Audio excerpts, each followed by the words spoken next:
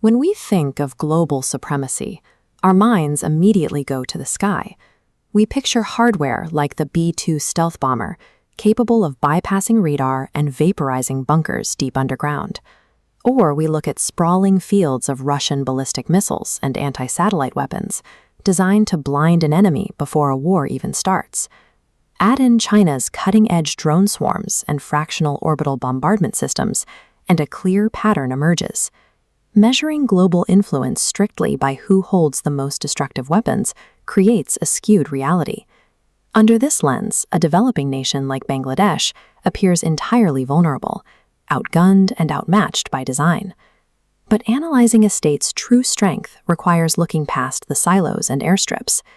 In the 1960s, strategists formalized a model to measure holistic national power, moving beyond a simple headcount of soldiers and tanks.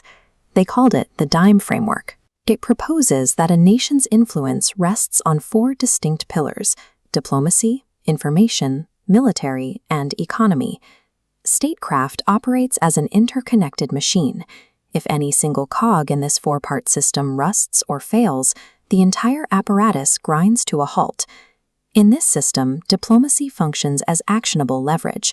It is a strategic tool used to influence international bodies and secure national interests without ever resorting to open warfare. For Bangladesh, the armed forces play a massive role here.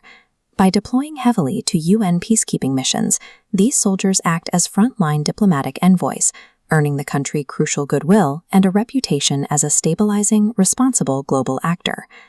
Then there's information. This is the invisible battlefield of narrative warfare, where state actors use targeted propaganda, rumors, and fake news to confuse a population and destabilize a government from the inside out. The economy acts as the ultimate shield. In an era defined by global supply chains and tariff battles, securing domestic infrastructure is a requirement for survival. A strong market forces other nations to rely on your exports, creating economic leverage. These three elements, diplomatic maneuvering, information control, and economic resilience, dictate how modern conflicts are actually fought and won every single day, far removed from the physical trenches. Looking at the DIME model, it is tempting to assume all four pillars carry equal weight. They don't. The structure is actually a hierarchy. The military component must slide underneath to form the foundational bedrock that allows the other three tools to function at all. The Prussian King Frederick the Great once observed that diplomacy without arms is like music without instruments. The logic is straightforward. No adversary will respect a negotiated treaty or fear an economic sanction if they know the state lacks the physical capability to enforce those boundaries. Without the silent, stabilizing threat of a capable military foundation, the soft power tools of diplomacy, information, and economy instantly collapse under external pressure. Within the DIME framework, military power serves as a primary stabilizer. A disciplined force guarantees the internal state security required for a nation to remain operational during a crisis. The Bangladesh Armed Forces operate on a highly specific doctrine to achieve this: deterrence without provocation, stability without dominance. Practically, this means stepping in during severe national crises. When natural disasters strike or logistical networks fail, the military deploys its organizational discipline to keep the country running smoothly. They physically shelter the E and the DIME framework by securing commercial hubs and rebuilding the steel and concrete infrastructure required for domestic trade to survive.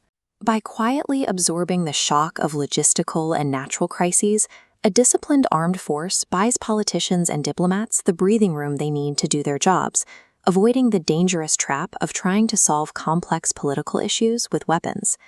This brings us to a crucial paradox of statecraft.